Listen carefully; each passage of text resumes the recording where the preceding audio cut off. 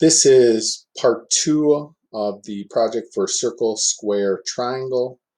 In the previous video, we created our triangular prism and our cube with the triangular opening or cut.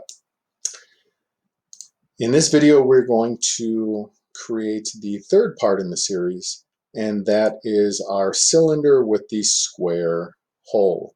What we're going to see is we have a 3-inch cylinder with a 1-inch extrusion, and that we have a 2-inch by 2-inch hole that is centered.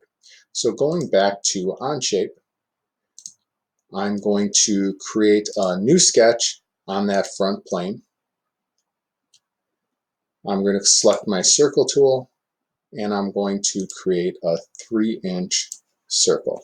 Now you can see in this project, I've decided to show all of my parts at once instead of hiding them, just to give you a different perspective. I'm going to now extrude this 1 inch, and I can see I have that start of that cylinder. I'm going to grab the sketch tool, lay my sketch on the front of the cylinder plane, not on the front plane, but the front of the cylinder.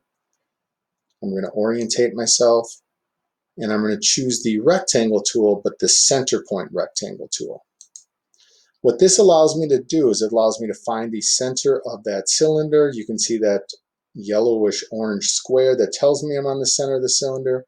I'm going to click and drag out, left click again, type in 2 inches by 2 inches, and that gives me my centered square. You could use the corner rectangle tool to create this, but then you'd have to dimension it from the top and to the side to its proper dimensions. So it's much easier to use that center point rectangle and finding the center of the cylinder. I'm going to click on the extrude button.